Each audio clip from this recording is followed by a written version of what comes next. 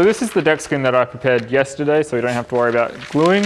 And this is a paper template. So all of our kits come with a paper template, and essentially all I did was I cut it out and I taped the two halves together. So on the template, there's two outlines. One outline shows the frame and the other outline is where your rail is.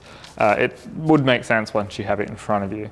So all I'm doing here is I've laid the paper out. I'm just going to trace the outline roughly so I know where to cut with my jigsaw. All right, so while we have that paper template out, we're still going to do a little bit of idiot check, and that is just seeing how all of our layout works. Your nose and your tail, remember at one stage or another, you're going to cut off a little bit of the nose and a little bit of the tail. But what we want to do is just where our rail tips, so you can see if I remove that tape, where these tips are floating, we just want to make sure that these terminate at the right point on our spine, so some trimming will be required.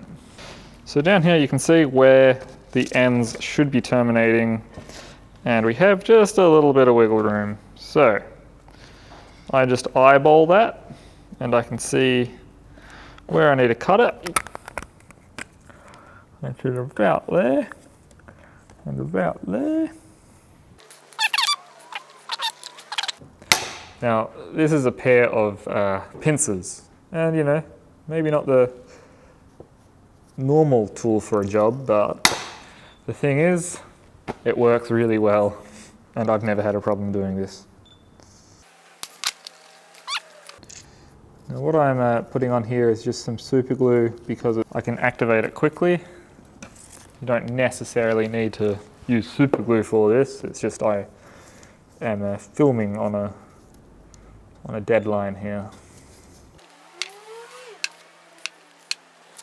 As we lay that over, and we can see that that's well within the shape of the rails. Now for the nose, we basically are doing the same thing. Like I said, your shaping of the rails is completely down to you how you achieve the result.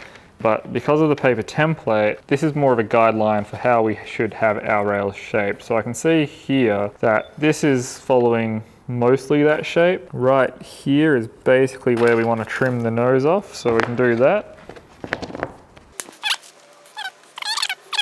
And we'll cut off those ends. All right, so that is how we get the shape of the board. Now, you may be wondering why there's trimming and stuff involved, and that's because it's actually up to you guys what you want to do with your tail and your nose. So this is the guide. It's not, you know, set in stone. So if you wanted to change something up, like put a swallowtail on here, you can. Or if you wanted to change the nose shape and have it go, instead of a round over nose, you can have a pointy nose. Like there's a lot you can do with it. And that is up to you, the shaper, to decide what you want to do with your kit.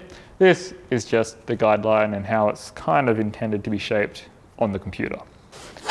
So I cut the bottom deck out, and now we can start getting this bottom deck glued on. Before we just jump right into it, we do want to make sure that things are going to work the way we are. So we're going to do a dry assembly and see how things are laying up.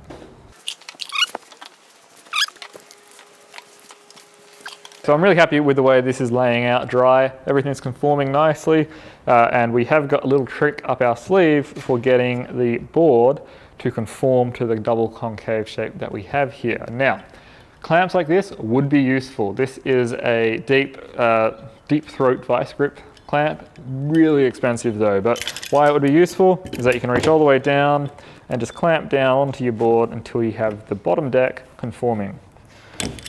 Obviously, these aren't in everyone's arsenal, but most people do have F-clamps. The issue with the F-clamp is the throat's not very deep. So what you can do is you can just make a block which is L-shaped, which you can reference underneath, and then you can just tighten this up. Now, this will work because there really doesn't take much pressure to bend this Polonia into this concave shape. Do you need 20 of these?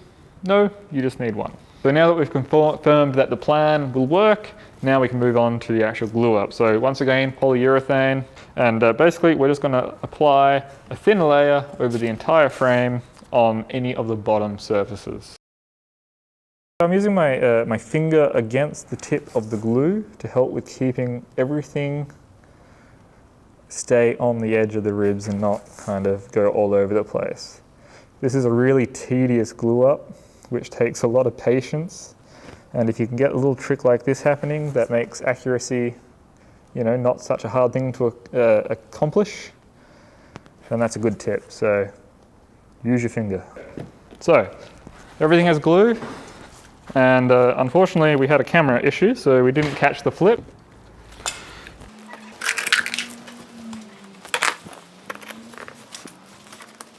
So as I'm applying the clamps here, I'm just sighting along the length of it, making sure that everything is still straight and we're not clamping it with a kink in it. I just need one on the nose. So this is the trick that I mentioned, which is using CA glue and activator to keep everything in place so that you don't need 100 different clamps. So it's about 10 seconds per. Hey, so Future Jordan is here again, and I just realized while editing this video that it wasn't super clear what I was doing with that super glue. So basically what I was doing was I was clamping one rib at a time, applying the super glue on either side and spraying it with the instant activator, and then that meant that the super glue was doing the clamping for me, and I could remove that clamp and move on to the next rib. That is how you can get away with not having a huge selection of F clamps or deep throat clamps to build a surfboard like this. Hopefully that clears it up for you. Now let's go back to yesterday when we were gluing this thing up. Alright, so we're down at the tail here, and we can see that everything's looking really good. However, there is one thing that we want to do here while the board's still open without a top deck, and that is install some support material which will give our fin box here more strength. So that's just a matter of gluing on some solid wood so that when we route out this recess for the fin box, that we have lots of support. This is the Mini Mouse, so it's only got the one fin. If you are making a thruster, you would obviously get 3 fins, and you'd do that in 3 separate positions. So with the positions known, now we just need to glue on the solid wood in that area, and for that we're using the trimmings off our deck. So we'll just basically stack this up, three either side, so in total 6 in thickness, and yeah, that is all we have to do. Now this is a step that you can do while you're waiting for the glue to dry on the frame. It's just yesterday we ran out of daylight, so that's why we're doing it today.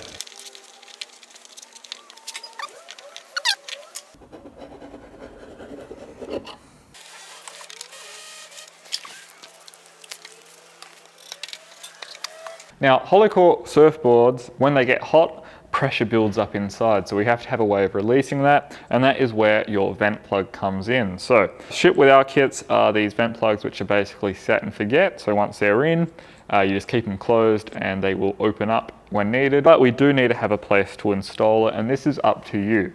So you could install it down near the tail, but that could get in the way. So if you wanted to put a pad on here or something, then obviously that isn't going to work for you. So for me, I like having it up towards the nose because it's out of the way, you can see it, and it's not going to get in the zone where your wax is going to be. Now the vent plug is basically the same idea as the fin box support. However, this time we're going to build it up, but with material that doesn't go all the way down to the deck, because this one, we want it on the top of the board so that when we install the plug, we actually hit an air pocket so that as the air heats up inside the board, it has a place to come up, out, and vent. Same idea, just stack this up about three either side, the center, and just make sure that whatever material you use doesn't go all the way down to the bottom. Okay, so here's the important thing. We've got an air gap on the underside so that once we install our plug through the top and drill the plug through, we're going to be able to vent this board through the chambers. Okay, so the next thing to do is just trim off the excess of the bottom deck to the rail. Now there's a number of ways you could do this. You could do it by hand, just using a coping saw, and then tidy it up with a block plane or some sandpaper. But my preferred method is using a router with a trim bit. So that's a straight cutting bit, but with a bearing, which means that you can flush trim your rail and not really have to do the hard work of hand sawing. A router is probably a tool that most people will have if they've got some woodworking experience. If not, you can pick up one like this for 60 bucks and the bit for about 15 to 20. So Not too bad, and it is a very versatile tool.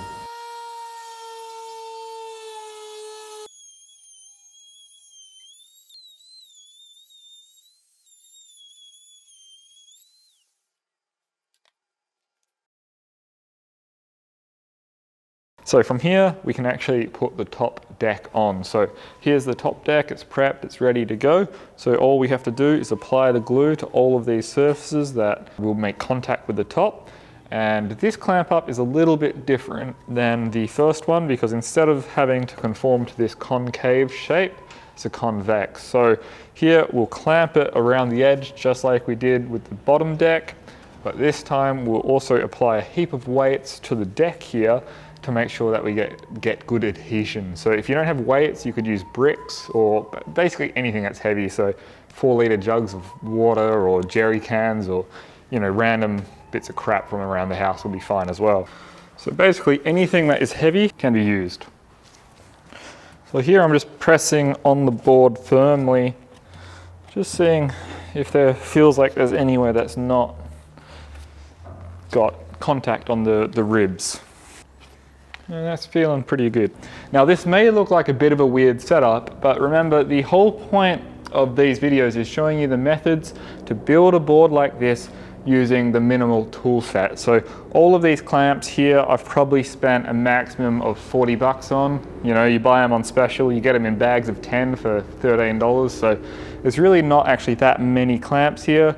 And then the reason we're using the weights and bricks is because you can basically make that out of anything. Now, when we actually build these boards in-house, we actually use this. So this is a massive vacuum bag. So we would slide the board in here in one piece with the skins on, and we just apply vacuum, and that sucks all of the air out and applies even clamping pressure. That said, this is a very specialized piece of equipment that not many people would have in their garage. So that's why we're showing the methods that basically anyone can do as long as they're happy to fork out for a couple of cheap clamps.